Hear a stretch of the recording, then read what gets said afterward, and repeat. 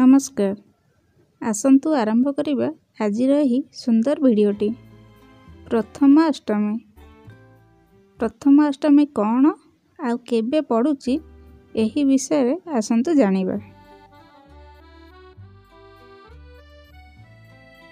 प्रथमाष्टमी बा पढ़ुआ अष्टमी मार्गशीर मास कृष्ण पक्षर अष्टमी तिथि दिन पालन करा जाए। एहा ओडिशार एक पारंपरिक पर्व। ଏହା ସୌଭାଗିନୀ ଅଷ୍ଟମୀ ଭାବେ ମଧ୍ୟ ନାମିତ। ଅତୀତରେ ମାର୍ଗଶୀର ମାସକୁ ବର୍ଷର ଆଦ୍ୟ ମାସ ବା ପ୍ରଥମ ମାସ ବୋଲି ଗଣନା କରାଯାଉଥିଲା। ଏହି ମାସରୁ ବର୍ଷ ଆରମ୍ଭ ହେଉଥିଲା। ତେଣୁ ବର୍ଷର ପ୍ରଥମ ମାସର ପ୍ରଥମ ଅଷ୍ଟମୀକୁ ପ୍ରଥମାଷ୍ଟମୀ ବୋଲି କୁହାଯାଇଛି। ଏହି ଦିନ ବଂଶର ପ୍ରଥମ ଜାତ ସନ୍ତାନ ପୁଅ ବା ଝିଅଙ୍କୁ ନୂଆ ପୋଷାକ ପିନ୍ଧାଇ ବନ୍ଦାପନା କରାଯାଏ। ଏହା ଭୁବନେଶ୍ୱର ଲିଙ୍ଗରାଜ ମହାପ୍ରଭୁଙ୍କର ଗୋଟିଏ ଯାତ୍ରା ଦିବସ। ଏହି ଦିନ ପରିବାରର ଜ୍ୟେଷ୍ଠ ସନ୍ତାନର ସୁଖ ସମୃଦ୍ଧି ଓ ଦୀର୍ଘ ଜୀବନ ପାଇଁ ପୂଜାବିଧି ଅନୁଷ୍ଠିତ ହୋଇଥାଏ। ଏହି ଦିନ ସେମାନଙ୍କର ଦୀର୍ଘ ଜୀବନ କାମନା କରି ମା' ମାନେ ଷଠୀ ଦେବୀଙ୍କର ପୂଜା ଅର୍ଚ୍ଚନା କରିଥାନ୍ତି। ପଞ୍ଚବଲ୍ଲଭ ଓ ପଞ୍ଚଶସ୍ୟରେ କଳସ ପୂଜା ଓ ବରୁଣ ପୂଜା ହୋଇଥାଏ।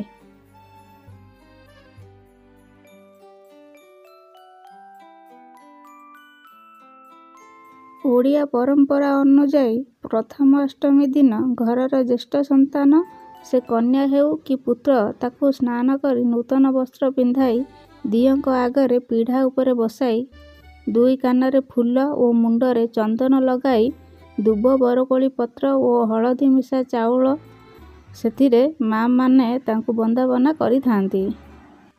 ବନ୍ଦାପନା ପରେ ଜ୍ୟେଷ୍ଠ ସନ୍ତାନ ଷଠୀ ଦେବୀଙ୍କୁ ମୁଣ୍ଡିଆ ମାରିବା ସହିତ ପିତାମାତାଙ୍କୁ ଓ ଗୁରୁଜନମାନଙ୍କୁ ମୁଣ୍ଡିଆ ମାରି ଆଶୀର୍ବାଦ ଭିକ୍ଷା କରନ୍ତି। ପରମ୍ପରା ଅନୁଯାୟୀ ଏହି ଦିନ ଜ୍ୟେଷ୍ଠ ସନ୍ତାନ ପିନ୍ଧୁଥିବା ନୂତନ ବସ୍ତ୍ର ମାମୁଁ ଘରୁ ଆସିଥାଏ।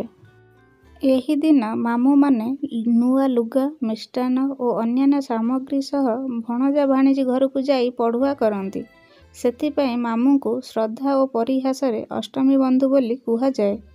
ଅବଶ୍ୟ ଜ୍ୟେଷ୍ଠ ପୂର୍ଣ୍ଣିମା ଦିନ ଘରର ଜ୍ୟେଷ୍ଠ ପୁତ୍ର ବା ଜ୍ୟେଷ୍ଠ କନ୍ୟାଙ୍କୁ ନୂଆ ଲୁଗାପଟା ବାପା ମା' ମାନେ ପିନ୍ଧାଇଥାନ୍ତି। ଏଣ୍ଡୁରି ପିଠା ପ୍ରଥମାଷ୍ଟମୀର ବିଶେଷତ୍ୱ। ଏହି ପିଠା ପାଇଁ ହଳଦୀ ପତ୍ରର ବ୍ୟବହାର ମଧ୍ୟ ଅନ୍ୟ ଏକ ବିଶେଷତ୍ୱ। ଅନ୍ୟ କୌଣସି ପିଠାରେ ହଳଦୀ ପତ୍ର ବ୍ୟବହୃତ ହୁଏ ନାହିଁ। କେବଳ ପ୍ରଥମାଷ୍ଟମୀ ଉପଲକ୍ଷେ ଏଣ୍ଡୁରି ପିଠାରେ ହଳଦୀ ପତ୍ରର ବ୍ୟବହାର ପ୍ରସିଦ୍ଧ ଅଟେ। ଓଡ଼ିଶାରେ ପ୍ରଥମାଷ୍ଟମୀ ଦିନ ଭୁବନେଶ୍ୱର ଲିଙ୍ଗରାଜ ମହାପ୍ରଭୁଙ୍କର ମାମୁଁ ଘର ଯାତ୍ରା ହୋଇଥାଏ। ଲିଙ୍ଗରାଜ ମହାପ୍ରଭୁ ଏହି ଦିନ ତାଙ୍କ ମାମୁଁ ଘର ରୂପେ ପରିଚିତ କପାଳୀ ମଠକୁ ଯାଆନ୍ତି ପଢ଼ୁଆ ହେବା ପାଇଁ। ଏହି ମଠର ଆରାଧ୍ୟ ଦେବତା ହେଉଛନ୍ତି ବରୁଣେଶ୍ୱର ଓ ବନଦେବ। ଏ ଦୁହେଁ ଲିଙ୍ଗରାଜଙ୍କର ମାମୁଁ ମାଇଁ ରୂପେ ପ୍ରଖ୍ୟାତ। ଏହି ମଠ ହତାରେ ଗୋଟିଏ ପୁଷ୍କରିଣୀ ରହିଛି। ତାହା ପାପନାଶିନୀ ରୂପେ ପରିଚିତ। ପ୍ରଥମାଷ୍ଟମୀ ଦିନ ଏହି ପୁଷ୍କରିଣୀର ଜଳ ପାନ କଲେ ପାପ କ୍ଷୟ ହୁଏ ଓ ବନ୍ଧ୍ୟା ନାରୀ ସନ୍ତାନବତୀ ହୁଅନ୍ତି ବୋଲି ପ୍ରବାଦ ଅଛି। ପ୍ରଥମାଷ୍ଟମୀର ଅନ୍ୟ ନାମ ସୌଭାଗିନୀ ଅଷ୍ଟମୀ। ପୂର୍ବେ ଏହି ଦିନ ସୌଭାଗିନୀ ଦେବୀଙ୍କର ପୂଜା ସମ୍ଭବତଃ ପ୍ରଚଳିତ ଥିଲା। କୃଷକ ସନ୍ତାନ ଲାଭ କରିଛି ଏବଂ ଶସ୍ୟ ମଧ୍ୟ ପାଇଛି କିମ୍ବା ଶସ୍ୟ ରୂପକ ସନ୍ତାନ ମଧ୍ୟ ସେ ଲାଭ କରିଛି। ଏହା ଅତ୍ୟନ୍ତ ସୌଭାଗ୍ୟର କଥା। କୃଷକର ମନ ଏଥିଲାଗି ଆନନ୍ଦିତ ଓ ଉଲ୍ଲାସିତ।